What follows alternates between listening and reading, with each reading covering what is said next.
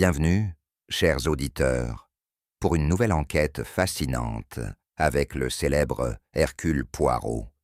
Nous aimerions savoir d'où nous écoutez-vous et quelle heure est-il chez vous en ce moment. N'hésitez pas à nous le dire en commentaire, c'est toujours un plaisir de vous lire. Alors, installez-vous bien et que le mystère commence. C'était l'un de ces rares après-midi à Londres où l'air n'était ni froid ni humide. Un moment parfait pour prendre le thé, une touche d'introspection et la compagnie d'Hercule Poirot. Nous nous étions réfugiés dans son appartement, joliment aménagé sur Whitehaven Mansion. Et pour ma part, j'étais plutôt content. Poirot, bien sûr, n'était pas du genre à rester les bras croisés. Même dans les moments de repos, les petites cellules grises avaient besoin d'être stimulées. Ce jour-là, leur source est venue sous la forme d'un petit objet particulier, posé fièrement sur la table entre nous.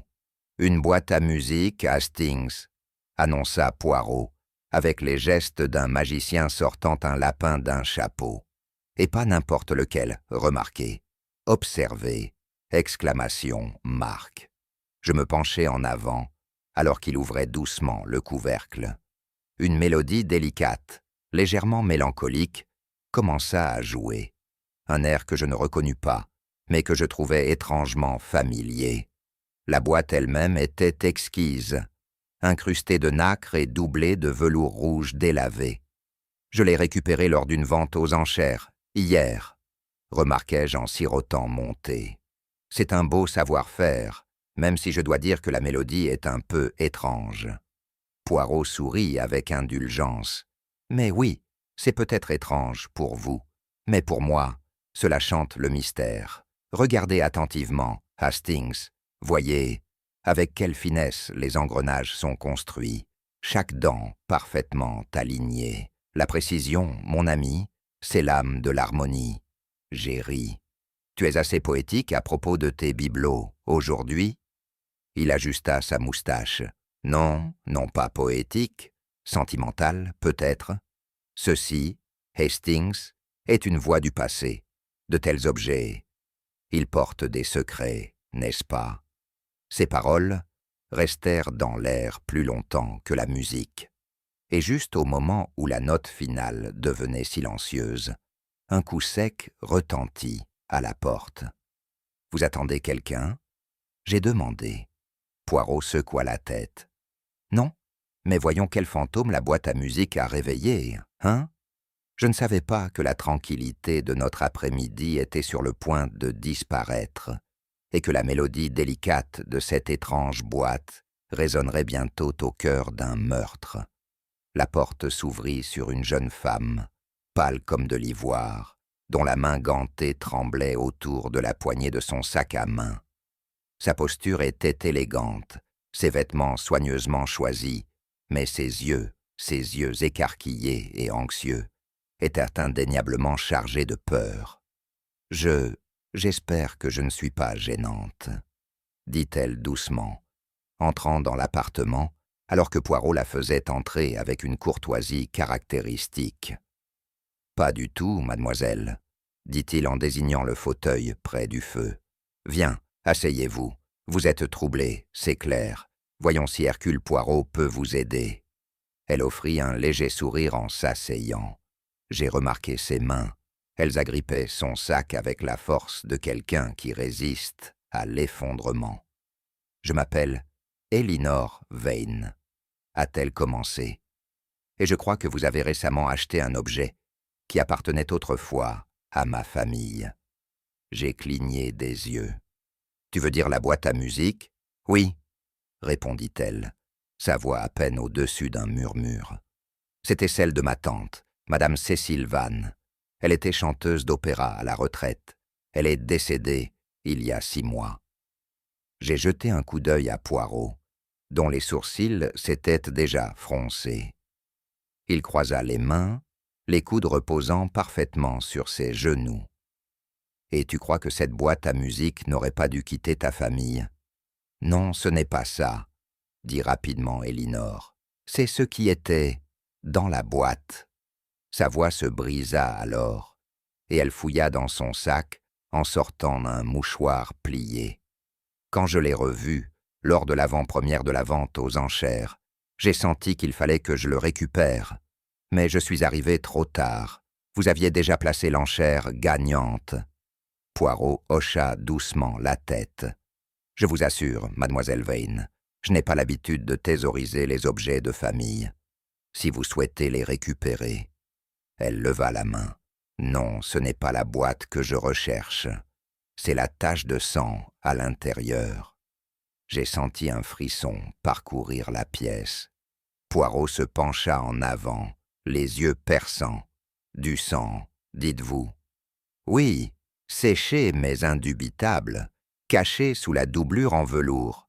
Ma tante a gardé cette boîte à côté de son lit jusqu'au jour de sa mort. Tout le monde disait que c'était une insuffisance cardiaque, mais elle n'avait aucun antécédent de maladie. Je pense qu'elle essayait de dire quelque chose à quelqu'un. Je pense. Sa voix tremblait. Je pense qu'elle a été assassinée.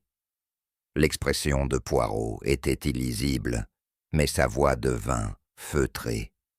Alors, mademoiselle, vous m'avez apporté le plus curieux des cadeaux, une mélodie enveloppée de mystère et un murmure des morts. Et c'est ainsi que l'affaire de la boîte à musique avait commencé. Je dois admettre que j'avais entendu pas mal de débuts étranges dans une affaire, mais celle-ci, cette histoire particulière d'une boîte à musique tachée de sang, a touché une corde sensible, et pas seulement avec moi. Miss Elinor Vane était assise avec raideur, ses doigts gantés tordant l'ourlet de sa manche, ses yeux vacillant nerveusement entre Poirot et l'objet sur la table. La boîte à musique, désormais fermée, semblait plus inquiétante qu'auparavant, comme si elle gardait le secret qu'elle avait gardé, en silence pendant des mois. « Je sais à quoi ça doit ressembler », dit-elle avec hésitation. « Les gens ne pensent pas au sang et au meurtre lorsqu'ils entendent des boîtes à musique, mais je l'ai vu de mes propres yeux, une tache profondément enfoncée dans la doublure, pas grande, mais sombre, indubitable. « Vous êtes bien certaine que c'était du sang, mademoiselle ?» demanda Poirot, d'une voix basse et délibérée. « Oui, » répondit-elle. « Quand j'étais enfant, ma tante me laissait la remonter avant de me coucher. Je connais chaque centimètre carré de cette boîte. Cette tache n'était jamais là auparavant. » Poirot se pencha en arrière, croisant les doigts. « Et qu'ont dit les autres membres de votre famille lorsque vous parliez de cette, comment l'appellerions-nous, de cette tache spectrale ?» Elle hésita. « Rien, parce que je ne leur ai rien dit. »« Ah !» Les yeux de Poirot s'illuminèrent. « Intéressant, très intéressant. On trouve un indice sur un possible meurtre et on ne le partage avec personne. Pourquoi, je me demande. »« Je suppose, » dit-elle lentement, « parce que personne ne me croirait. Ils ont tous accepté sa mort si facilement. Elle avait 70 ans, après tout. Le médecin a dit que c'était une insuffisance cardiaque. Aucune autopsie n'a été demandée. Et pourtant, dis-je, tu ne crois pas que c'était naturel ?» Elinor secoua la tête. Tante Cécile était forte, pleine d'entrain. Mais plus que ça, elle avait peur avant de mourir. Je lui ai rendu visite quelques jours auparavant, et elle n'arrêtait pas de dire des choses étranges, laissant entendre que quelqu'un dans la maison voulait qu'elle parte. A-t-elle nommé quelqu'un? Non. Seulement qu'elle avait caché quelque chose, qu'elle avait laissé un message. Poirot regarda de nouveau la boîte à musique.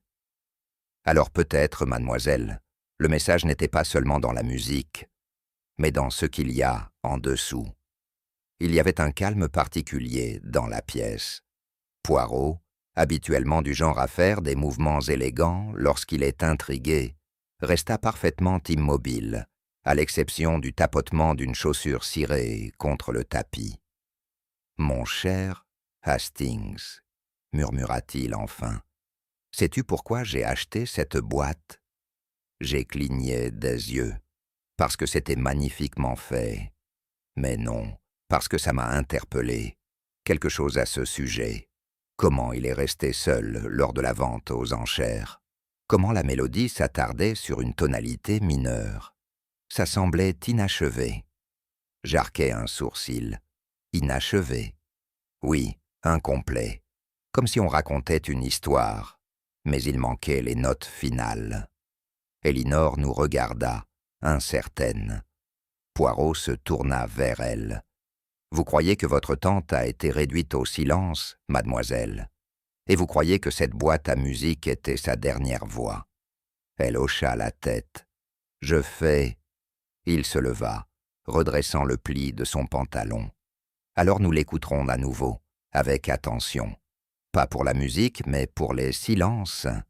Mais sûrement la police. » Commençai-je. Poirot agita la main avec dédain. « Non, non. La police est un instrument d'action.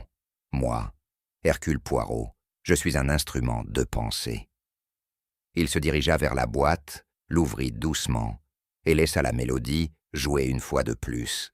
La mélodie, autrefois simplement curieuse, était désormais empreinte de mélancolie. Et d'ailleurs, ajouta-t-il, les yeux illuminés d'une soudaine clarté, une femme de scène ne quitte pas ce monde sans un rappel. Non, Hastings, ce n'était pas l'acte final, c'était seulement le lever du rideau.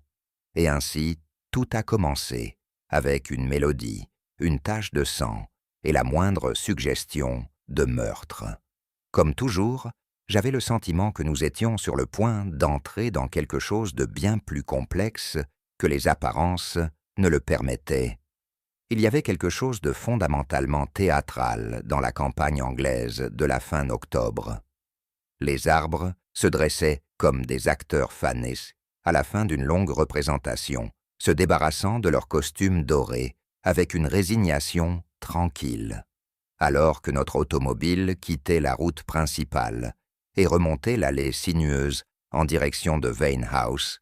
Je n'ai pas pu m'empêcher de ressentir le silence approprié d'un théâtre avant que le rideau ne se lève. C'était un grand domaine, couvert de lierre, à moitié englouti par la décomposition de l'automne. Certaines parties de la maison semblaient entièrement fermées, les fenêtres fermées et les cheminées endormies. Un lieu qui a connu autrefois de la grandeur, mais qui vit désormais sous le poids de la mémoire. Poirot était assis à côté de moi, les mains jointes sur sa canne, les yeux parcourant le domaine avec un intérêt constant.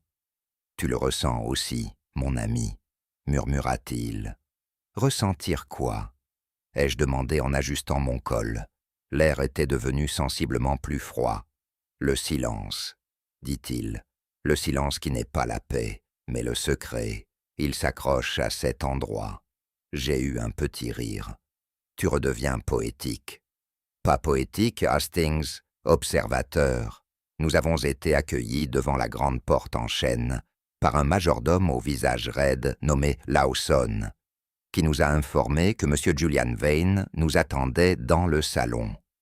Alors que nous le suivions dans le long couloir, bordé de portraits, de meubles recouverts de poussière et d'une absence flagrante de chaleur, j'ai remarqué que les yeux de Poirot se plissaient. « La maison est en deuil, » dit-il doucement, pour que moi seul puisse l'entendre. « Mais pour qui, je me demande? La madame qui est morte, ou les secrets qui vivent encore ?» Lorsque nous sommes entrés dans le salon, l'atmosphère a encore changé. Des meubles de goût et d'élégance, un feu consciencieusement entretenu dans l'âtre et des carafes disposées avec une précision pratique sur un buffet en noyer. Un homme se tenait près de la cheminée, élégant en tenue vestimentaire, confiant dans sa pose. « Monsieur Hercule Poirot, je suppose, » dit-il avec un sourire facile. « Et vous, monsieur, êtes Julian Vane. »« Un plaisir, » répondit-il, « et ça doit être votre associé. »« Capitaine Arthur Hastings, » ai-je fourni avec un signe de tête. « Un plaisir, » répéta Julian, même si son sourire vacillait légèrement. Poirot lui rendit son sourire, de loin le plus énigmatique, et s'assit près du feu. « Parlons, monsieur, de votre tante et de sa boîte à musique. » Julian Vane était un homme qui portait le charme comme uniforme. Sa posture était détendue, sa voix cultivée, et son costume, un tweed ivoire avec un léger fil bleu, suggérait une précision sur mesure. Pourtant, il y avait quelque chose, juste un contact, aussi poli, à son sujet. Comme si, pensais-je, une question bien placée pouvait faire basculer toute la composition. Ma tante était une femme formidable, commença-t-il en nous versant à chacun un verre de sherry. Une star de son époque et déterminée à vivre dignement ses dernières années. « Bien sûr, » dit Poirot, tenant le verre dans ses bras, mais sans siroter. « Et comment se sont passés ces derniers mois, monsieur ? Vous lui avez souvent rendu visite ?» Le front de Julian se plissa légèrement. « Aussi souvent que je le pouvais. J'étais à Londres la plupart du temps. Affaires. Il faut gagner sa vie de nos jours, après tout. » « En effet, » dit doucement Poirot, « et les affaires vont... bonnes ?» Le sourire de Julian se resserra. « Raisonnable. Rien d'extravagant, remarquez. Le domaine a besoin d'entretien. Et le décès de votre tante, était-ce soudain ? Très. Elle s'est retirée tôt un soir et ne s'est jamais réveillée. Le médecin a dit que c'était son cœur. » Poirot tapota légèrement du doigt la vitre. « Un vulgaire voleur, le cœur. Il vole si silencieusement. Et pourtant, parfois on le fait trébucher, par des moyens contre nature, n'est-ce pas ?» Julian cligna des yeux, son sourire se figeant pendant une respiration trop longue. « Êtes-vous en train de suggérer... » ?»« Non, non, » dit Poirot en agitant la main. « Je ne suggère rien, je demandais, et tu réponds. C'est notre petit jeu, n'est-ce pas ?» J'ai failli m'étouffer avec mon chéri, face à cette audace désinvolte. Julian, c'est tout à son honneur, s'est rapidement rétabli.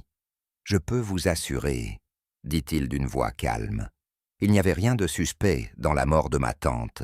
Elle avait 73 ans. L'âge seul est un coupable suffisant. » Poirot hocha lentement la tête. « Et le testament ?» Julien fit une pause. « Il m'a désigné comme héritier principal. Oui. Tante Cécile n'a pas eu d'enfant. Je suis la dernière de la lignée. » « Et qu'en est-il de Miss Elinor Vane ?» L'expression de Julian se refroidit. Une cousine, distante. Son père était séparé de la famille. Je n'avais aucune raison de croire qu'elle en serait bénéficiaire. J'ai remarqué que le regard de Poirot se tournait, juste un instant, vers un bureau en acajou dans un coin. Là, un coupe-papier était de travers. Rien de remarquable, pourtant, Poirot semblait voir quelque chose que je ne voyais pas. « Monsieur Vane, » dit-il en se levant, « vous êtes aimable, et vous mentez. » La tête de Julian se releva brusquement. « Vous mentez, monsieur Poirot ?» Poirot s'inclina, doucement, subtilement. Mais pour Hercule Poirot, même les silences crient. Je savais alors. L'enquête avait véritablement commencé. La femme qui entra dans la pièce aurait facilement pu passer inaperçue. De silhouette légère, de tenue simple et totalement silencieuse dans ses mouvements. Mais il y avait une dignité posée chez Miss Florence Gray qui suggérait immédiatement qu'elle n'était pas du genre à ne pas être sous-estimée. Elle nous salua d'un bref hochement de tête, ses yeux se tournèrent vers Julian avant de se poser sur Poirot avec une curiosité polie. Elle était assise, les mains soigneusement jointes sur ses genoux, image du service domestique et de la discrétion. « Miss Gray, » commença Poirot en offrant un doux sourire, « nous comprenons que vous étiez très proche de Madame Vane au cours de ces dernières années. »« J'étais son compagnon, » dit-elle simplement. Sa voix était basse et ferme, sans émotion. Je suis resté avec elle jusqu'à la toute fin. Et tu étais ici, dans la maison, la nuit où elle est décédée. Oui, je lui ai préparé du thé, comme toujours. Elle a dit qu'elle était fatiguée. Je l'ai aidée à se coucher. Elle est morte dans son sommeil. Sans plainte, sans maladie. Florence hésita, juste pour respirer. Mais Poirot, bien sûr, le remarqua. Elle était plus fatiguée ces derniers temps, mais madame n'aimait pas les médecins. Fatiguée de quelle manière? Ai-je demandé, espérant être utile. Elle dormait souvent, manguait peu.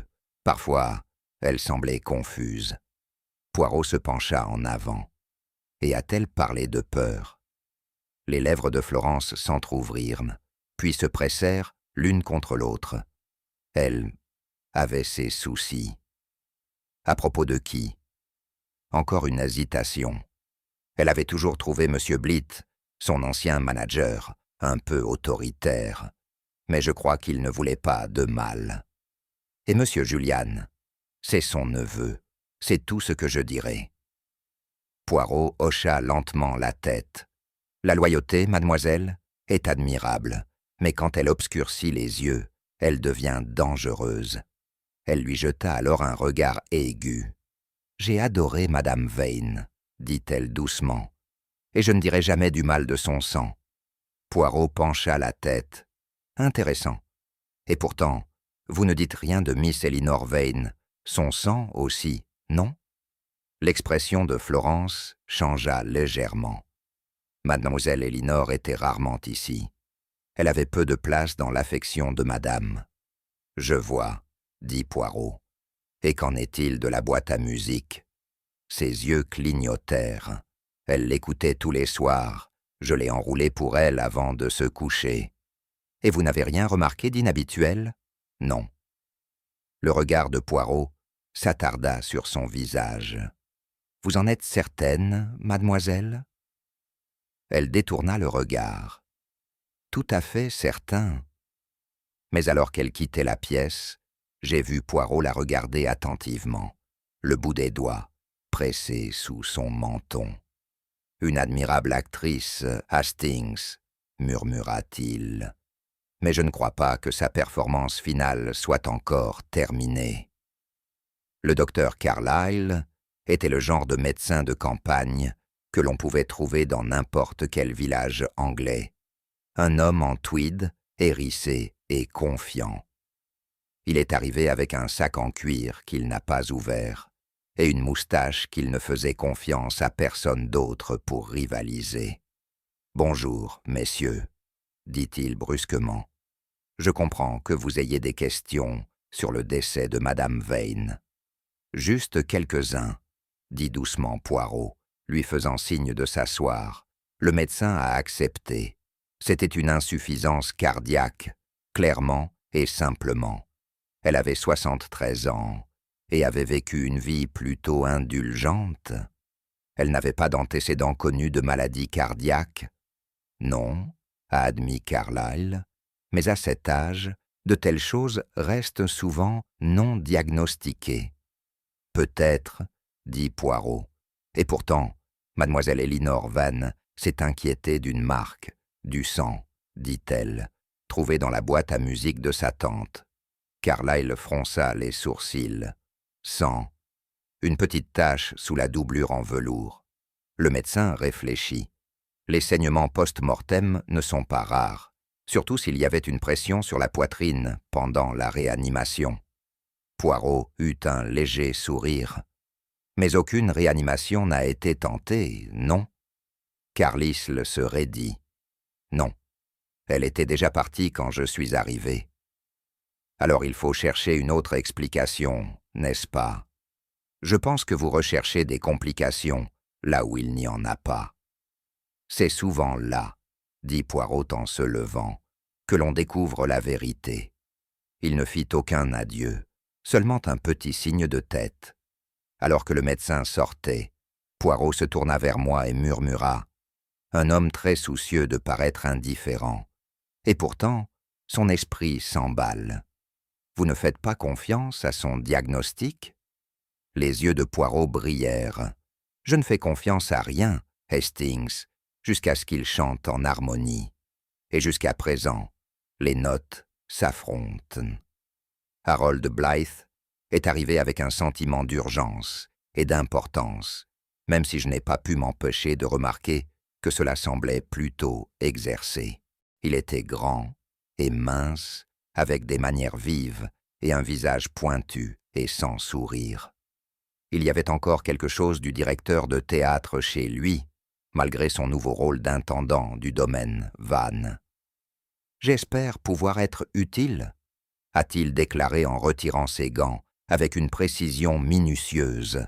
Le décès de Madame Van a été une perte immense, une femme des plus extraordinaires. Poirot l'observa silencieusement pendant un moment, puis fit un geste vers le siège le plus proche du feu. « Vous avez géré ses affaires pendant sa retraite, n'est-ce pas ?»« Oui, » confirma Blythe. « Toutes les réservations, publications, droit mémoire. Et maintenant, je supervise la transition du domaine. Et étiez-vous présent au moment de sa mort ? » ?»« Non, j'étais à Bath pour une réunion d'édition. Madame m'avait demandé de commencer à négocier ses mémoires. Elle était enfin prête à imprimer son histoire. » Le sourcil de Poirot se leva. Comme c'est curieux. Et pourtant, elle avait récemment licencié son avocat et parlé de détruire les vieux dossiers. Blythe se raidit légèrement. « Je n'en saurais rien. C'était une femme privée. Vous ne me semblez pas du genre sentimental, monsieur Blythe. J'étais dévoué à son héritage, monsieur Poirot. C'est tout. » Poirot sourit faiblement. « Et la boîte à musique, tu la voyais souvent ?»« Tous les soirs, » dit Blythe sans hésitation. Elle l'a gardée sur sa table de chevet, valeur sentimentale. « Bien sûr, » murmura Poirot, même si l'on se demande s'il détenait également d'autres valeurs. Il y eut un moment de pause. Les doigts de Blythe tapèrent une fois sur l'accoudoir, puis s'arrêtèrent. « Tu penses que c'est important ?»« Je pense, » dit Poirot, que Madame Van était une femme qui aimait le symbolisme, une interprète jusqu'au bout. Elle nous a laissé un dernier acte. La question, monsieur Blythe, est de savoir si vous connaissiez le scénario ou simplement la scène. » L'homme offrit un sourire raide. « Tu as un goût pour les énigmes, je vois. » Poirot le lui rendit avec une lueur dans les yeux. « Et vous, peut-être, pour mauvaise orientation. » La bibliothèque de Vane House était à la fois exquise et sous-utilisée, à en juger par la fine couche de poussière sur les étagères les plus hautes. Poirot et moi avions eu accès à tous les dossiers personnels et à la correspondance de feu Madame. Une offre que Julian avait faite avec un peu trop de facilité, à mon avis.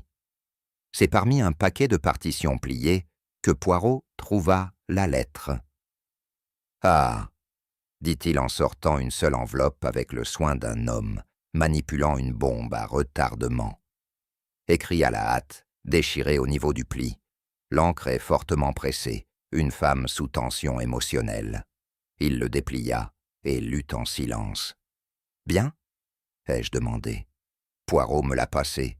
La lettre était dure, amère et non signée, adressée à « toi qui oserais me menacer ». Il faisait référence à la trahison, au chantage et à la promesse que mes secrets seraient révélés le jour même. Mon terme. La dernière ligne disait « Vous oubliez, j'ai des moyens de faire entendre ma voix longtemps après mon dernier rideau. » « Pensez-vous que c'était destiné à Julian ?» j'ai demandé. « Peut-être, » a déclaré Poirot, « mais je ne pense pas. Il est trop prudent, trop calculateur. Ceci a été écrit à un homme qui a dépassé les limites. » Blythe, « Peut-être, peut-être pas. Mais remarquez, elle dit que sa voix portera au-delà de la tombe. » J'ai jeté un coup d'œil vers la boîte à musique. « Tu ne veux pas dire ?»« Juste comme ça, » dit Poirot. « Viens, Hastings. » De retour dans la chambre de Madame Van, Poirot reprit la boîte à musique entre ses mains et examina le dessous. Avec un petit outil de sa poche, il en portait un. Il souleva doucement la doublure intérieure en velours. Là, faible et presque manqué, se trouvait le bord d'un compartiment caché. « Vide, dis-je, mais récemment dérangé, » murmura Poirot.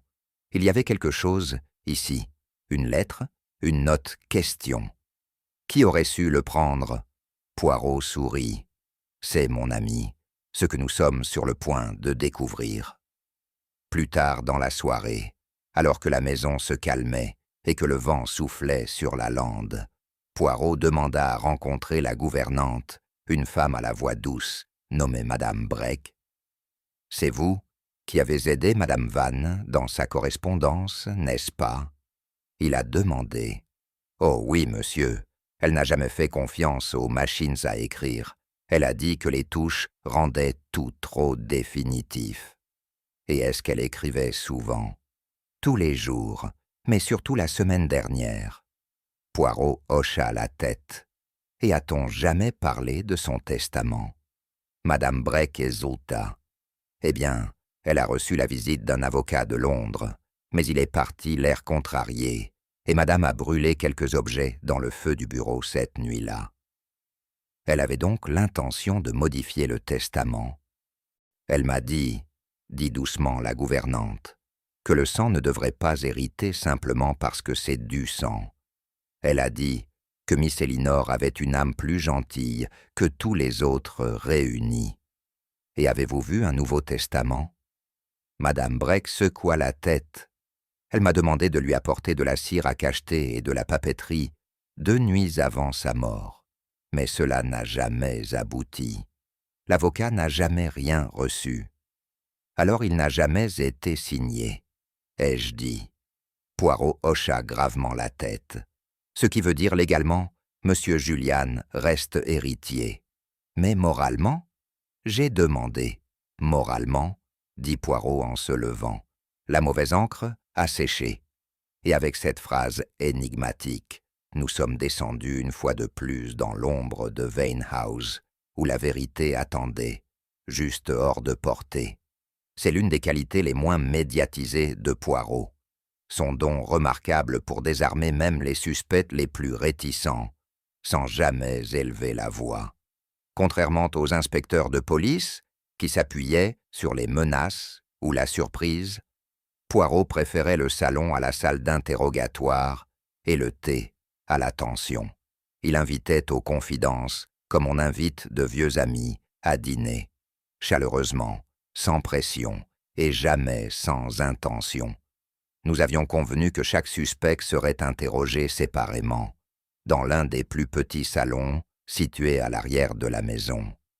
Un endroit négligé par personne et pourtant suffisamment isolé pour délier une langue ou deux. « Observez, Hastings, » dit Poirot, alors que nous attendions le premier invité.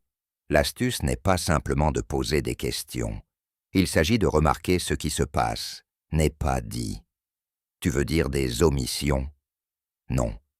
Je veux dire des silences conscients et construits. Il y a une différence, mon ami. Le premier à être convoqué fut Monsieur Julian Vane. Il entra avec son air habituel de courtoisie détachée, mais je remarquai la moindre tension dans sa mâchoire. « J'espère que je ne suis pas soupçonné ?» demanda-t-il en s'asseyant. « Mais bien sûr que non, » répondit doucement Poirot. « Nous rassemblons simplement les pièces d'un puzzle. » Les réponses de Julian étaient claires et répétées. Oui, il s'était disputé avec sa tante à propos d'argent. Non, il n'était au courant d'aucun changement dans son testament. Il réitéra son alibi initial, à savoir qu'il avait été à Londres, et Poirot hocha gracieusement la tête à chaque mensonge. Vint ensuite le docteur Carlyle, qui se hérissa d'être rappelé, mais le cacha derrière un dédain professionnel. « Je n'ai rien d'autre à ajouter, » dit-il d'un ton sec. « Comme je vous l'ai dit, des causes naturelles. » « Mais dites-moi, docteur, » dit doucement Poirot, « l'esprit de Madame Vann était-il aussi sain que son cœur l'était prétendument ?» Le médecin hésita. Elle était un peu oublieuse, mais pas plus que la plupart des gens à son âge. « Merci, » dit Poirot. « Vous m'avez dit beaucoup de choses sans le vouloir. » Harold Blett a suivi. Son ton était déférent, mais les yeux perçants de Poirot sursautèrent lorsque la boîte à musique fut à nouveau mentionnée. Florence est arrivée dernière. Elle était assise d'un air sérieux, les mains jointes. « Comment Madame Vann a-t-elle dormi pendant ces derniers jours ?» demanda doucement Poirot. Les lèvres de Florence se resserrèrent.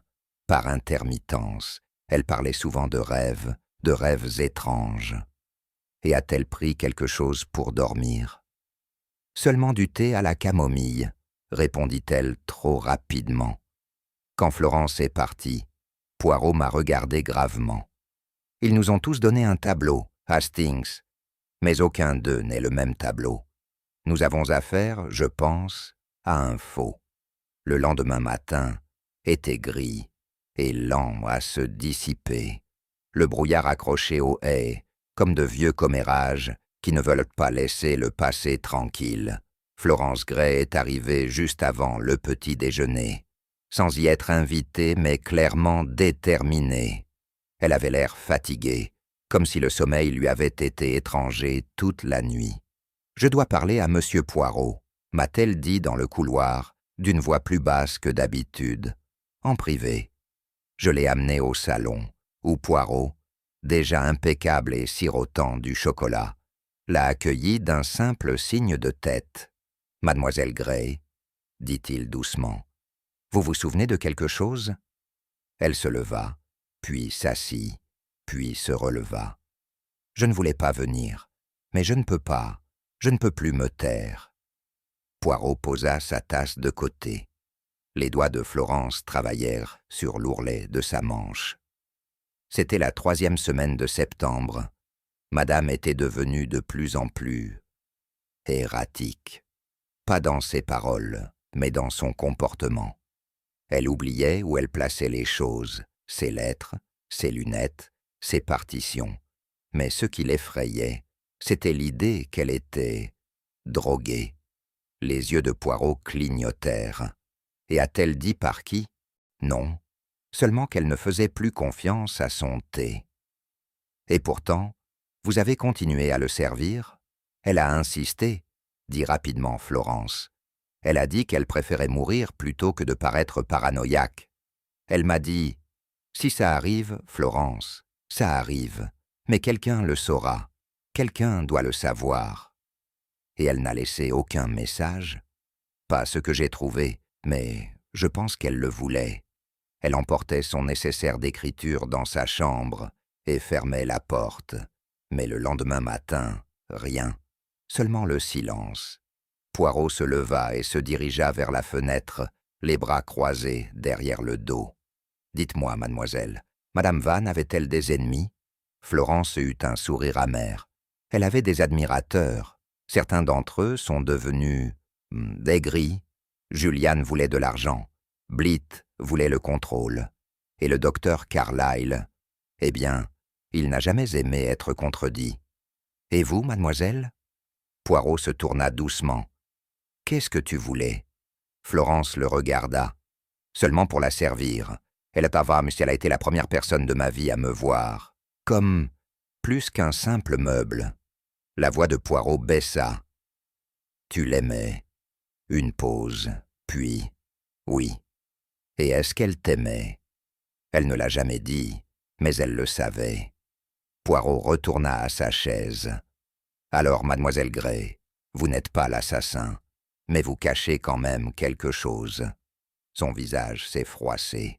« Il y avait quelque chose dans la boîte à musique. Je l'ai vu une fois l'y placer, une lettre, pliée, avec de la cire rouge. Mais le lendemain, il n'y avait plus rien. Et tu ne l'as dit à personne? Qui m'aurait cru? » Poirot soupira. « En effet, mais maintenant, au moins, je faire. » Cet après-midi-là, Poirot a demandé à Julian Vann de nous rejoindre à nouveau, cette fois dans la véranda. Le choix du décor était, comme toujours chez Poirot, délibéré. La lumière vive entrant à travers les grandes fenêtres avait le pouvoir de faire trembler les gens. Julian entra avec la même démarche confiante, mais il y avait une légère tension dans sa démarche, comme si son sang-froid était maintenu par des épingles et du fil. « De retour pour en savoir plus, monsieur Poirot ?» dit-il en s'installant dans le fauteuil. « Oui, monsieur, » répondit légèrement Poirot.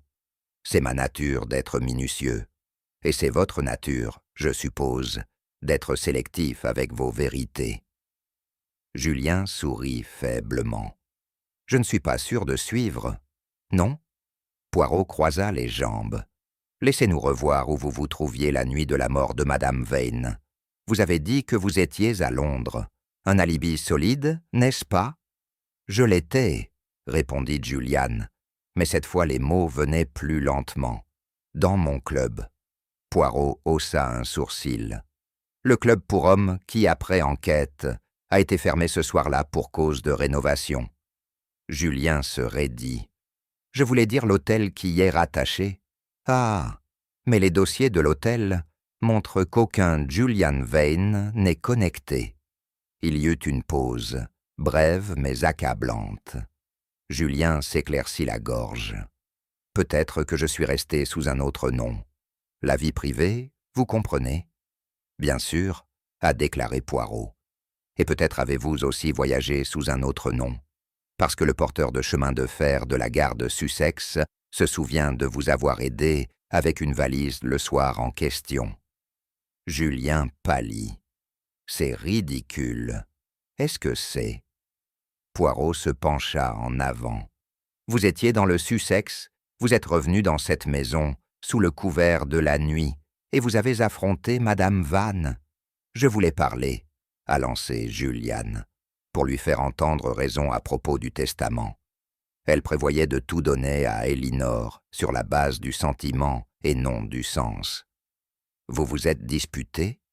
Elle était malade, émotive, mais je suis parti avant minuit. Vivant. Les lèvres de Julian se contractèrent. Elle était en vie quand je suis parti. Poirot le regarda un moment, puis se leva. « Merci, monsieur, vous m'avez dit ce que j'avais besoin de savoir. » Tandis que Julian partait, je me tournai vers Poirot. « Vous le croyez ?»« Non, » répondit Poirot. « Mais il se croit intelligent, c'est utile, cela conduit à l'arrogance, et l'arrogance... » Il fit un geste vers la porte vide, laisse toujours une trace. Ce soir-là, autour d'un dîner tardif composé de truites et de pommes de terre bouillies, Poirot apprit que le docteur Carlyle était revenu pour une visite imprévue, apparemment pour vérifier l'état du personnel du domaine. Poirot ne perdit pas de temps pour demander un bref mot. Nous l'avons rencontré dans le couloir à l'extérieur du bureau. Le médecin, pensant peut-être que la conversation serait routinière, parut irrité. « Vraiment, monsieur Poirot, » commença-t-il, « je vous ai déjà dit tout ce qu'il y avait à dire. »« Pardonnez-moi, docteur, » dit Poirot avec un gracieux signe de tête. « Mais il y a une chose qui me trouble, une petite incohérence, peut-être, mais de telles choses me tiennent profondément à cœur. » Carlyle croisa les bras. « Continue. Vous avez dit que le cœur de Madame Vane lui avait tout simplement fait défaut.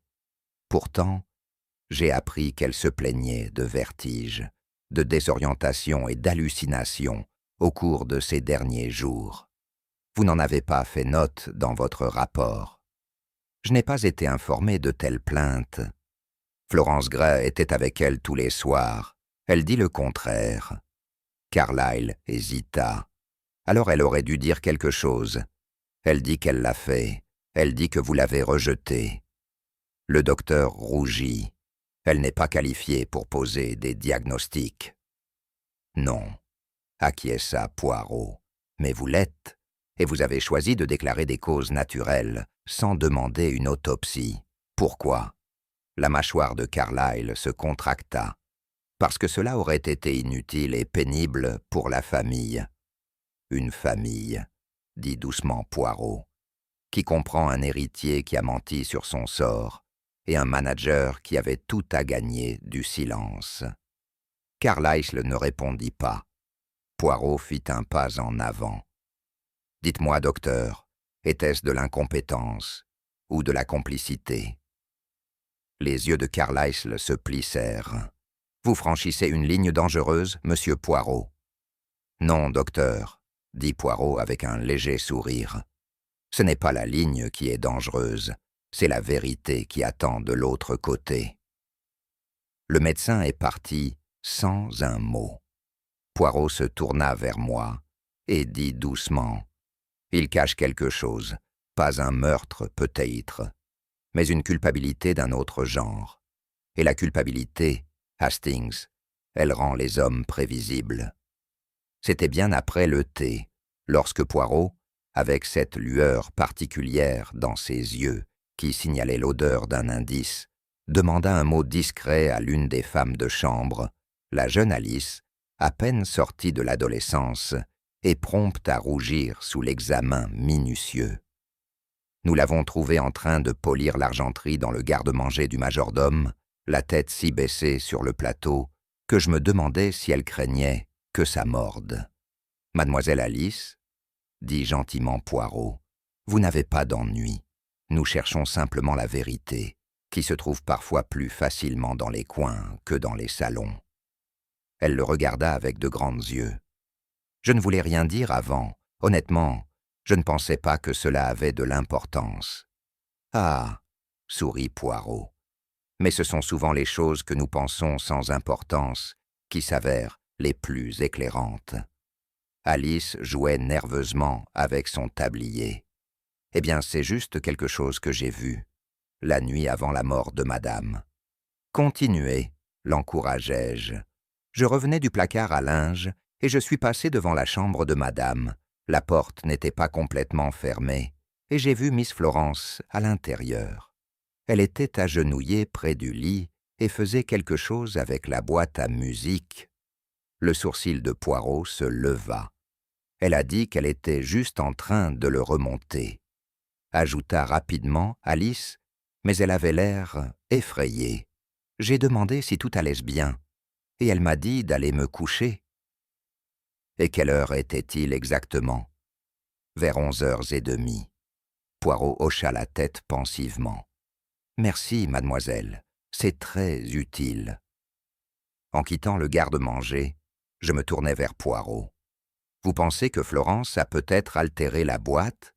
Supprimé quelque chose? Elle l'a peut-être fait, a-t-il déclaré. Ou elle a peut-être trouvé quelque chose et l'a craint. Mais pourquoi mentir? Poirot jeta un coup d'œil par-dessus son épaule.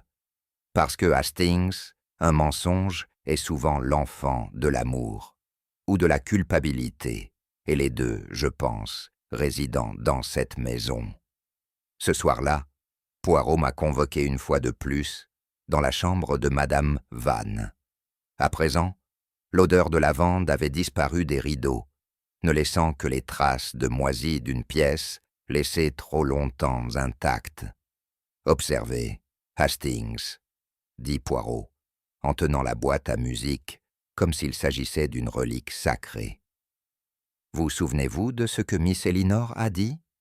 Que sa tante avait caché un message, peut-être ici. »« Oui, » dis-je, le regardant ouvrir doucement la doublure avec sa lame de poche. Il souleva soigneusement le velours, exposant le bois en dessous. À première vue, il semblait vide. « Rien, » dis-je. « Ah, » répondit Poirot, « mais regarde de plus près, mon ami. » Je me suis penché. Juste à côté de la charnière, dans la rainure peu profonde du grain du bois, il y avait une légère tache brun foncé, vieillie et curieusement mate. « Encre, » murmurai-je. Poirot hocha la tête avec satisfaction. « Mais oui, encre ferro-gallique à l'ancienne, rare maintenant, mais autrefois courante. Et remarquez le léger plumage, elle saignait dans le grain. Ce n'était pas un déversement, cela venait d'un stylo. Vous pensez que Madame Vannes a écrit quelque chose et l'a caché ici? J'en suis certain. Une lettre, peut-être, un message final. Elle a peut-être été scellée, peut-être dans de la cire, comme Florence l'a décrit. Mais maintenant, Elle a disparu. Pris, dis-je, mais par qui? C'est la question qui chante le plus fort, a déclaré Poirot. Il replaça soigneusement la doublure et ferma le couvercle. Pourquoi retirer la lettre et laisser la boîte? Si le tueur l'a trouvée, pourquoi ne pas détruire les deux? Parce que, dit Poirot, sa voix se baissant presque jusqu'à devenir un murmure, il ne savait pas qu'il manquait jusqu'à présent. Ce qui signifie, Hastings, quelqu'un d'autre l'a lu en premier. Je l'ai regardé.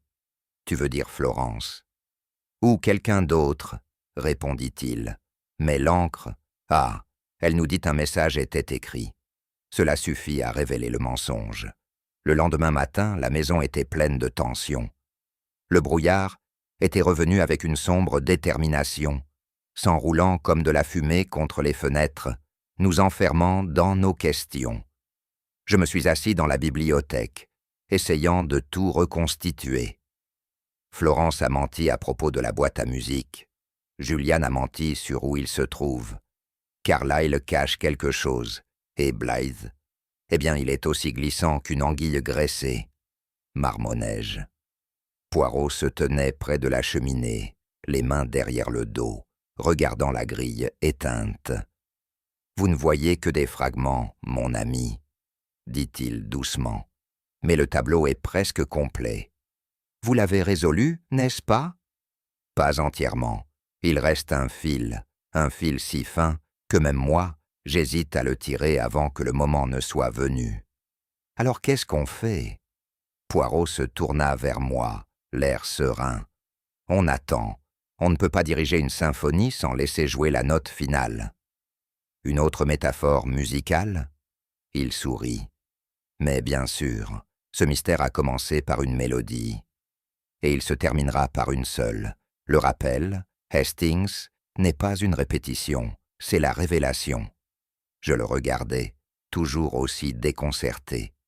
Il m'a tapoté l'épaule. Courage, mon ami. Le rideau n'est pas encore tombé.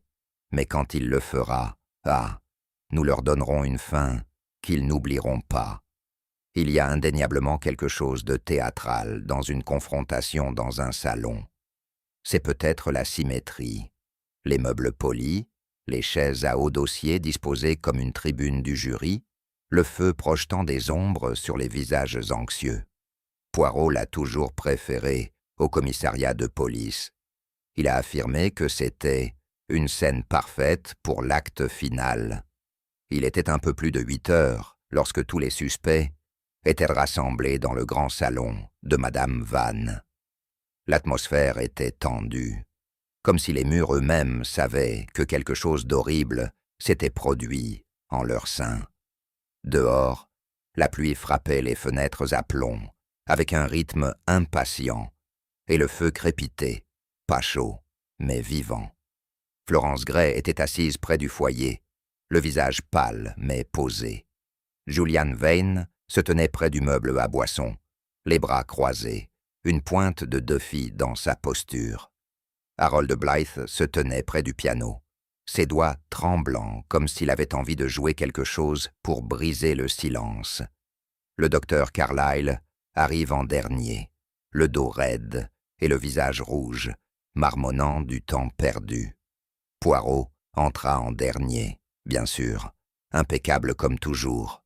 Ses chaussures brillaient, sa cravate était impeccable et ses petites moustaches, recourbées vers le haut comme des guillemets, encadrant un secret. « Mes amis, dit-il, vous vous demandez peut-être pourquoi je vous ai tous invités ici ce soir. Personne n'a parlé. Ce soir, nous sommes dans cette pièce non pas pour pleurer, mais pour écouter une histoire de tromperie, d'ambition et de mort. » Julien se moqua. « Vous donnez l'impression que cela ressemble à du théâtre. » Les yeux de Poirot pétillèrent. « Ah, mais ça est, monsieur. La vie, elle est des plus théâtrales. Et le meurtre est toujours un drame en 3 actes. Ce soir, je livrerai le dernier. » Il se plaça devant la cheminée, joignant les mains. « Vous voyez, je vous ai tous étudiés. J'ai observé les contradictions, les silences, les tremblements de culpabilité. Madame Vannes n'est pas morte en paix. Elle a été réduite au silence. Des halètements flottaient dans la pièce. Poirot leva la main. « Ah, ne nous précipitons pas. Avant la vérité, nous devons éliminer les mensonges, couche par couche. » Son regard parcourut la pièce. « Et je commencerai, dit-il doucement, par un mensonge raconté par le monsieur qui prétendait être à Londres, mais qui au lieu de cela s'est glissé dans ces mêmes couloirs, masqué par la nuit. » Tous les regards se tournèrent vers Juliane. Juliane se redressa sous le poids de l'attention, sa mâchoire se serrant comme s'il se préparait pour un duel au tribunal. Mais ce n'était pas un tribunal, c'était le domaine de Poirot, et la vérité était son marteau. « Je n'ai jamais nié avoir des raisons de rendre visite à ma tante, » commença Juliane sur la défensive. « Mais cela ne fait pas de moi un tueur. » Poirot hocha doucement la tête. « Non, monsieur, mais nieur où vous étiez fait de vous un menteur, et quand on ment sur les petites choses, on peut aussi mentir sur les grandes. » Juliane ouvrit la bouche, mais Poirot leva le doigt. « Vous avez dit que vous étiez à Londres. Votre club, votre hôtel, tout cela est invérifiable. Mais vous avez été vu, monsieur. Le portier de la gare du Sussex se souvient de vous. Et plus important encore, la femme de ménage se souvient de votre voix, élevée, chauffée, à travers la porte. » La tête de Florence se tourna vers lui. « Tu es revenu ?» murmura-t-elle. Le visage de Juliane s'assombrit. « Je devais le faire. Elle m'a dit, elle dit moi, elle changeait le testament. » « Et vous ne pouviez pas permettre cela, » dit froidement Poirot. « Dites-nous, monsieur, que s'est-il passé entre vous ?» Juliane regarda autour de lui, sa confiance saignant comme l'air d'un pneu crevé. « Elle était irrationnelle, » dit-il finalement. « Je voulais tout laisser à Elinor. Elle connaissait à peine la fille. Je lui ai rappelé ce que la famille avait fait pour elle, de mon père, des sacrifices. » Poirot pencha la tête. « Vous avez plaidé ?»« Oui, et puis je suis parti. »« À quelle heure, monsieur ?»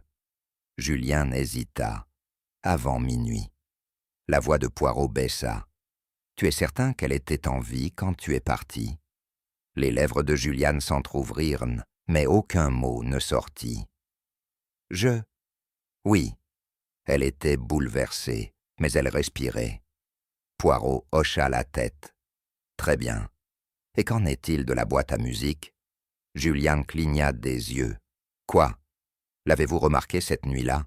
La boîte sur la table à côté de son lit. » Juliane hésita encore. « Oui, » dit-il lentement. « Elle l'a ouvert. Elle l'a joué pendant que je parlais. Elle a dit que ça la calmait.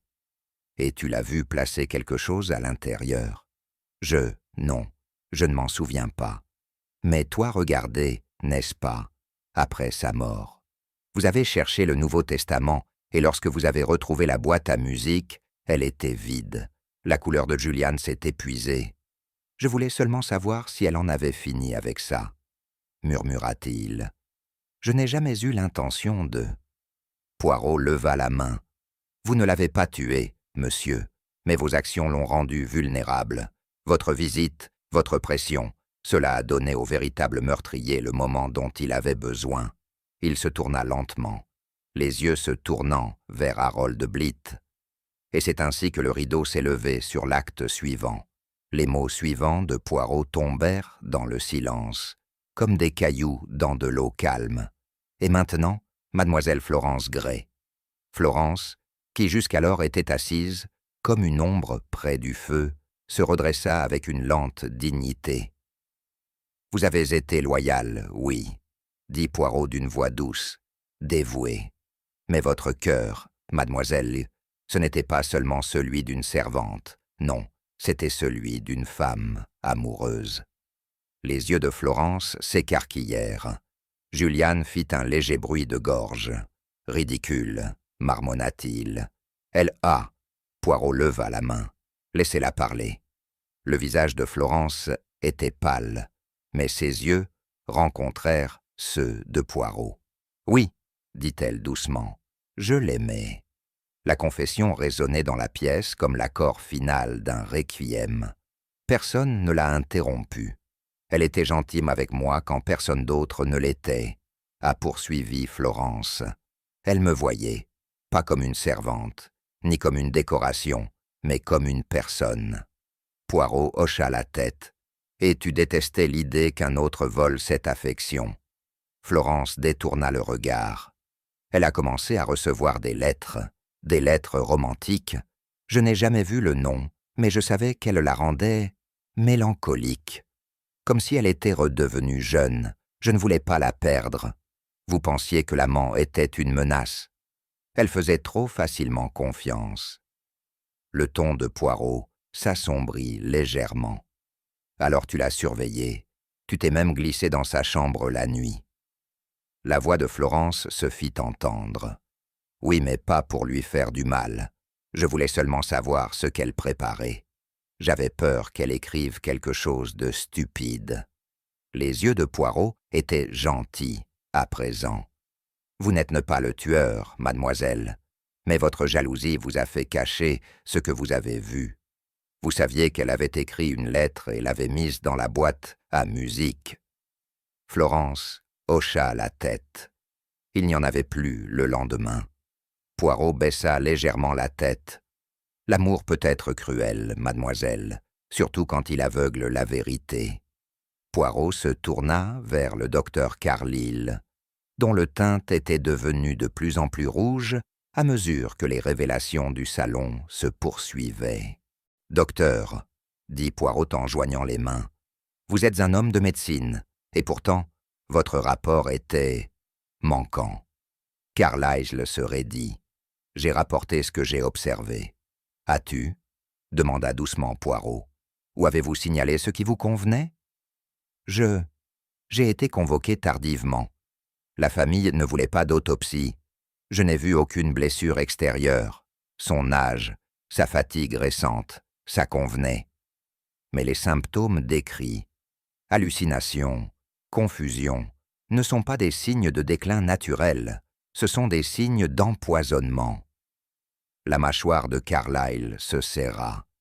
Il n'y avait aucune raison de soupçonner. « Non ?» Poirot s'avança. « Alors pourquoi omettre la mention de l'encre sur le bout de ses doigts? Pourquoi ignorer le thé qu'elle n'a jamais fini ?» Carlyle hésita. « Je ne pensais pas que cela était important. »« Tu ne voulais pas y penser, » corrigea Poirot, « parce que penser cela signifierait admettre son erreur, et peut-être la crainte que ta signature ait caché un crime. » Le docteur resta assis avec raideur. « J'ai porté un jugement. »« Ah, docteur, » dit tristement Poirot, « vous avez fait plus que cela. Vous avez donné du temps au meurtrier, le temps d'effacer le message, de voler la vérité dans la boîte à musique. » Florence haleta. Juliane jeta un coup d'œil sévère au médecin. « Tu m'as dit que tout était réglé. » Carlyle détourna le regard. Poirot se tourna vers la pièce. « Soyons clairs. Je n'accuse pas le docteur Carlyle de meurtre, mais je fais accuser-le de lâcheté. » Un silence suivit. Le médecin, devenu cramoisi, ne dit rien. Poirot retourna à sa place près du foyer. « Nous avons entendu des mensonges, » dit-il doucement. « Maintenant, il n'en reste qu'un, le plus grand mensonge de tous. » Il se tourna lentement vers Harold Blythe, dont les mains avaient enfin cessé de trembler. Poirot se leva de nouveau, la boîte à musique dans ses mains, comme s'il s'agissait d'un artefact sacré dont les délicates incrustations scintillaient faiblement à la lueur du feu. « Cette boîte, mes amis, » dit-il d'une voix riche en emphase, « a chanté de nombreuses chansons, mais aucune n'est aussi importante que celle qu'elle n'a pas jouée. » Je me penchai en avant, frappé par le poids de son ton. Lorsque mademoiselle Elinor Van est arrivée dans mon appartement, elle nous a parlé d'une tache de sang trouvée sous la doublure de velours, un détail qui pourrait facilement être ignoré. mais pas par Hercule Poirot. Non, non. Car que savons-nous de Madame Vane? Elle était une interprète, une maîtresse de théâtre. Quand sa voix lui faisait défaut, elle se tourna vers ses accessoires. Poirot posa la boîte sur la table devant lui. Elle avait peur. Elle soupçonnait qu'elle était empoisonnée.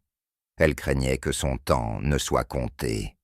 Et ainsi, elle a laissé derrière elle sa voix, dans l'encre, en désespoir de cause. Elle s'est piqué le doigt, pour sceller la lettre avec du sang, non seulement pour le drame, mais pour que quelqu'un, n'importe qui, puisse croire qu'elle avait été écrite à la hâte en vérité. Des halètements se répercutèrent dans la pièce. Florence porte une main à sa bouche, continua Poirot. J'ai examiné l'intérieur de cette boîte, et bien que la note ait disparu, la tache d'encre ancienne est restée, faible, mais indubitable. Et plus important encore, cela m'a dit que le message existait. Madame Vane a fait laisser derrière vous un avertissement. Il se tourna vers Julien. Vous avez cherché le testament. Vous avez ouvert la boîte, mais vous n'avez rien trouvé. Pourquoi? Parce que quelqu'un d'autre l'avait déjà pris. Poirot se tourna maintenant lentement vers Harold Blitt, la seule personne qui avait à la fois accès et mobile, la personne qui craignait le contenu de cette lettre plus que quiconque, parce qu'elle nommait lui. Blitt se tenait raide, la mâchoire serrée. « Vous ne pouvez rien prouver de tout cela, » dit-il froidement. « Ah, monsieur, » dit Poirot en levant le doigt, « c'est là que vous vous trompez. » Il sortit une petite enveloppe de sa poche. Ceci a été trouvé dans le tiroir de votre bureau, froissé, déchiré, mais pas brûlé. Un brouillon, écrit de la main de Madame Vane, vous accusant de vol, de détournement de fonds, de trahison.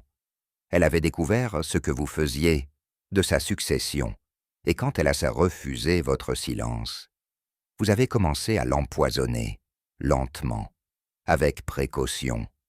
Blight pâlit. La voix de Poirot baissa. Vous avez essayé de détruire sa voix, mais ce faisant, vous avez laissé la vôtre. La bouche d'Harold Blitt s'ouvrit, mais aucun son ne sortit. Ses doigts fléchissaient légèrement sur ses côtés, comme s'il calculait s'il devait se battre ou fuir. Vous étiez désespéré, continua Poirot, sa voix étant désormais plus aiguë, plus autoritaire. Votre gestion du patrimoine de Madame Vane était truffée d'incohérences. Des fonds ont été siphonnés dans le cadre de contrats fictifs, de plans d'investissement sans retour. Mais elle n'était pas idiote. Elle vous a confronté. La gorge de Blitt était douloureuse. Elle n'avait aucune preuve. Mais tu craignais qu'elle le fasse, dit Poirot en faisant lentement les 100 pas devant la cheminée. Vous avez essayé de la persuader, peut-être même de la menacer, mais elle a résisté, et donc, vous avez pris un autre chemin. Poirot montra le service à thé près du buffet. Vous avez offert du réconfort, des routines familières, une tasse de thé tous les soirs, préparée par vous les nuits où Florence était absente. Et dans ce thé, vous avez glissé quelque chose, introuvable à petite dose, fatal au fil du temps. Le docteur Carlyle bougea inconfortablement. Si ce que vous dites est vrai, nous ne trouverions aucun résidu. Cela imiterait une insuffisance cardiaque. Précisément, dit Poirot. Vous, docteur, vous lui avez donné la couverture parfaite, sans le vouloir. Il est retourné à Blitt. Mais vous avez commis une erreur. Vous avez oublié le talent dramatique de Madame Vane. Vous avez cru pouvoir détruire ses derniers mots, son message, caché dans cette boîte. Mais la tache de sang est restée. L'encre a saigné dans le bois. Et Florence, bien que craintive, l'avait déjà vu. Des mensonges, a déclaré Blitt. Tout cela. Poirot s'avança. Vous avez retiré le billet et l'avez déchiré. Mais vous n'avez pas détruit le brouillon, celui qu'elle avait abandonné. C'est ce que j'ai trouvé. Il souleva de nouveau l'enveloppe. L'analyse de l'écriture manuscrite le confirmera. Et le motif? Claire, vous deviez être licenciée, inculpée, peut-être. Vous aviez tout à perdre. Florence murmura. Elle t'a fait confiance. Blake la regarda, puis Poirot, et ne dit rien. Votre silence, dit doucement Poirot, est votre confession. Pendant un long moment, personne ne bougea. Puis Blythe s'assit lentement, ses épaules s'effondrant comme une marionnette dont les fils seraient coupés. « Je ne voulais pas la tuer, » murmura-t-il en regardant le feu. Elle a dit qu'elle me ruinerait. Tout ce que j'avais construit avait disparu.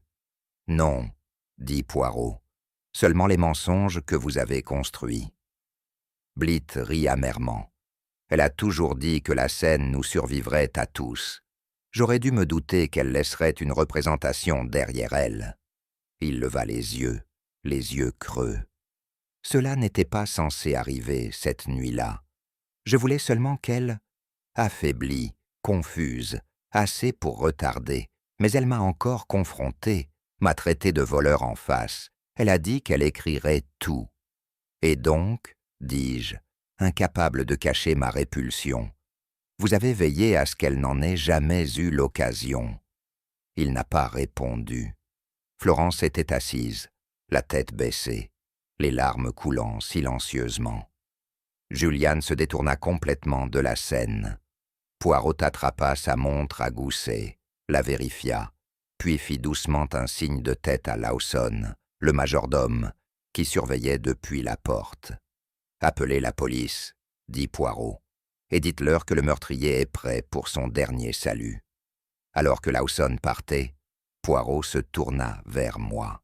« Et ainsi, mon ami, dit-il, nous apprenons une fois de plus que la vérité, comme la musique, persiste, même après la chute du rideau. » Le lendemain matin, il régnait un étrange calme à Vane House, une sorte de silence qui n'était pas tout à fait paisible. C'était le calme des vérités exposées, des ombres qui se retiraient après une trop longue projection. Harold Blythe avait été emmené juste après l'aube. Les agents arrivèrent avec une efficacité discrète, et Poirot remit les preuves accablantes avec la solennité d'un prêtre dispensant les derniers rites. Blythe n'a fait aucune protestation, aucune déclaration d'innocence. Il baissa simplement les yeux et se dirigea vers la justice avec la résignation d'un homme qui l'attendait depuis toujours. Julian Vane est resté, même s'il aurait tout aussi bien pu disparaître. L'héritier autrefois fier ne remplissait plus les pièces de son charme facile. Il était assis dans la salle du matin, les yeux fixés sur une tasse de café intacte, sa chemise soigneusement repassée froissée, ses boutons de manchette absents. Même sa voix avait perdu de sa bravade. « Je voulais seulement protéger le nom de famille », m'a-t-il dit un jour, à peine au-dessus d'un murmure. Mais il semble que j'ai oublié ce que signifiait ce nom. Florence Gray était partie sans adieu. Elle est partie avec une seule valise et une discrète note de remerciement laissée sur le plateau du petit déjeuner de Poirot. Il n'y a eu aucune excuse, seulement 3 mots sous sa signature. Elle était aimée. Et Madame Vann. Sa présence persistait encore. Pas dans le craquement des planches du parquet, ou l'écho de la musique, mais dans la façon dont les rideaux flottaient désormais librement, dans les fenêtres ouvertes et dans la lumière du soleil pénétrant à travers les pièces longtemps fermées.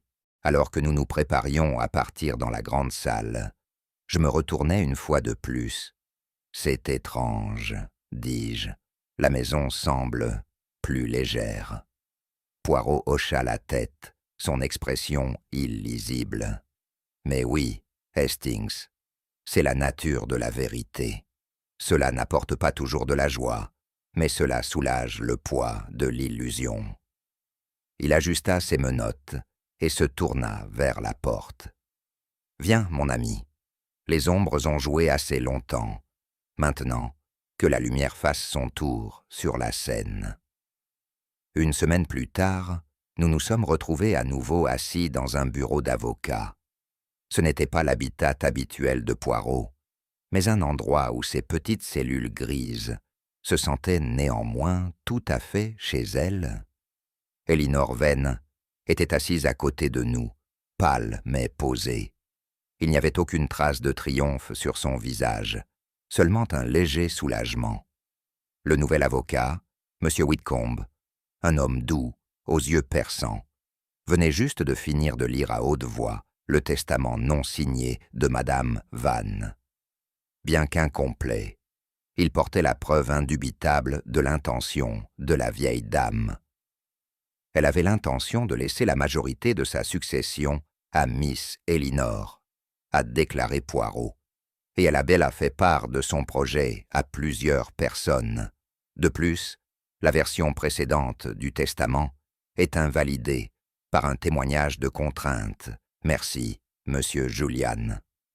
Julian, qui était assis en face de nous avec l'air las d'un homme en train de se défaire, se contenta de hocher la tête. Il avait accepté de ne pas contester le testament. Que ce soit par honte ou par épuisement, c'était difficile à dire. Whitcomb s'éclaircit la gorge.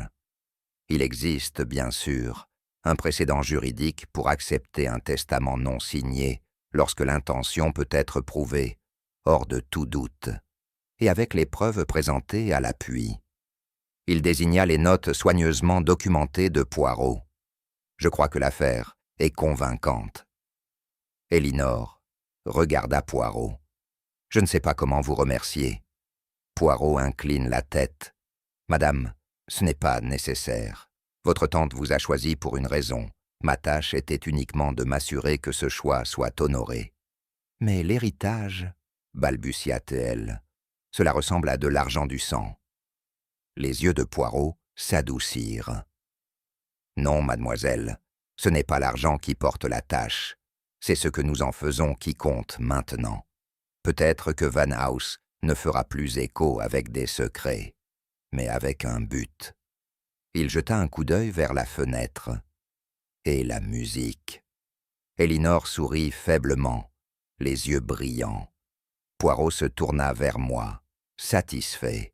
« C'est fait, Hastings, dit-il, la volonté. Et la volonté de Madame Vane. Toutes deux ont trouvé leur voie. » Plus tard dans la soirée, alors que le train roulait doucement à travers la campagne, à notre retour à Londres, je n'ai pas pu m'empêcher de réfléchir à haute voix. Tu sais, Poirot, je ne comprends toujours pas comment tu savais. Il n'y avait aucune empreinte digitale, aucun témoin, aucune arme. Comment êtes-vous passé du soupçon à la certitude? Poirot, impeccablement habillé même en voyage, croisa les mains sur son gilet et sourit avec un calme exaspérant. Mon ami, vous pensez toujours comme le policier britannique? Vous recherchez l'empreinte de pas, la tache de sang, le poignard. Mais le meurtre, le vrai meurtre, n'est pas toujours bruyant. Parfois, il est silencieux. Il murmure « pas ne crie ». Mais tu avais si peu de choses à faire. Non, j'avais tout. J'en avais besoin. Les mensonges. Ah, oui, les mensonges. Ils ne correspondaient pas. La version des événements de chacun contredisait les autres de manière subtile.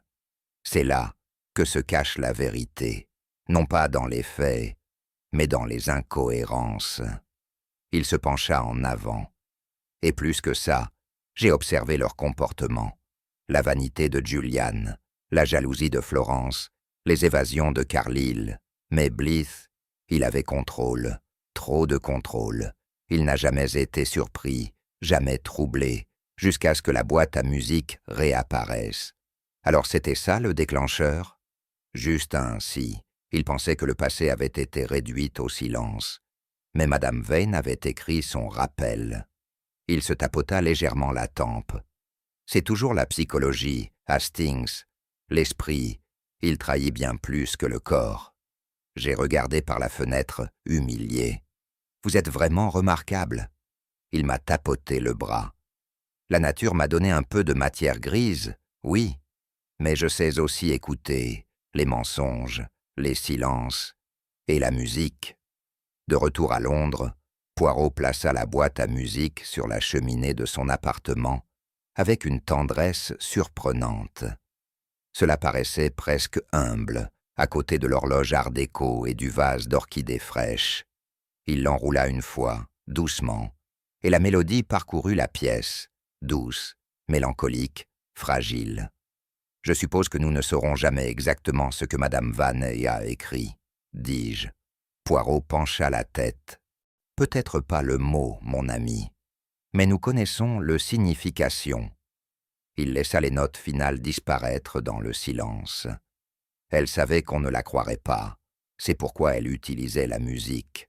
C'était sa voix, alors que le monde aurait ignoré son murmure. Il se tourna vers moi, son expression étonnamment chaleureuse. « Il y a quelque chose de terriblement courageux là-dedans, n'est-ce pas? Laisser derrière soi une chanson au lieu d'un cri. » J'ai lentement hoché la tête. « Et vous l'avez entendu? »« Oui, » dit-il doucement, « parce que j'ai écouté avec plus que des oreilles. » La boîte à musique se ferma, et dans ce petit bruit, c'était comme si Madame Vann elle-même avait tiré sa révérence.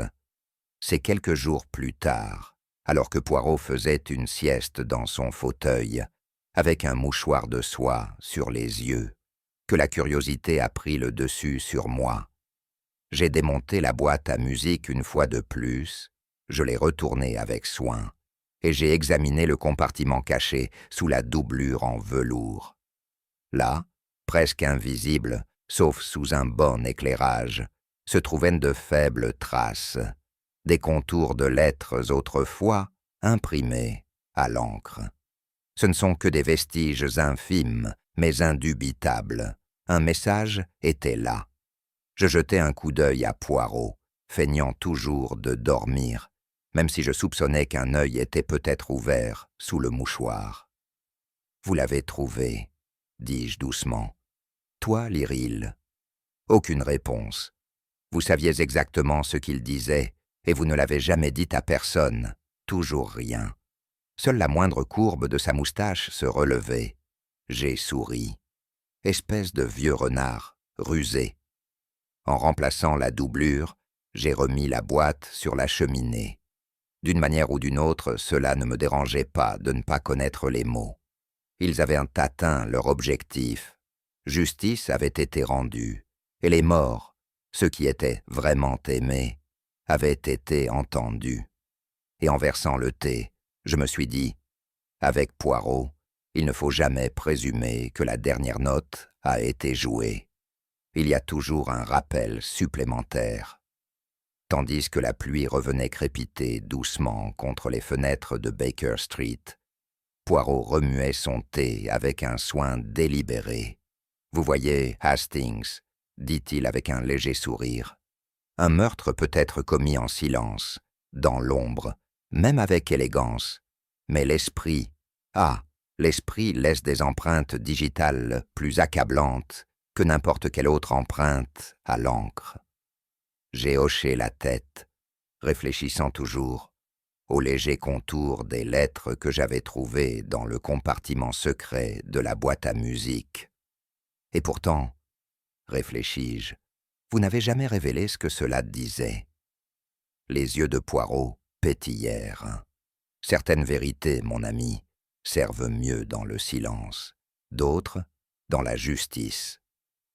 J'ai ri. Eh bien, la prochaine fois que quelqu'un essaiera de me tuer avec du thé à la camomille et un air, je veillerai à vérifier s'il y a des taches de sang dans la boîte à musique.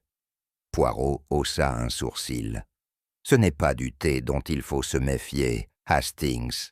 C'est toujours la main qui le sert. C'est maintenant votre tour, détective. Selon vous, quel a été l'indice le plus révélateur qui a révélé qu'Harold Blythe était le véritable tueur? Était-ce le sang dans la boîte à musique, les mensonges, ou quelque chose de bien plus subtil? Déposez vos théories dans les commentaires. Nous adorons lire vos déductions. Si cela vous a plu, le mystère d'Hercule Poirot, n'oublie pas de partager et s'abonner à notre chaîne. Votre soutien nous aide à donner vie à davantage de romans policiers classiques d'Agatha Christie.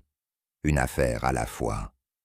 Et rappelez-vous, un nouveau mystère Poirot approche à grands pas. Restez vigilants, mes amis. La vérité se révèle toujours à la fin.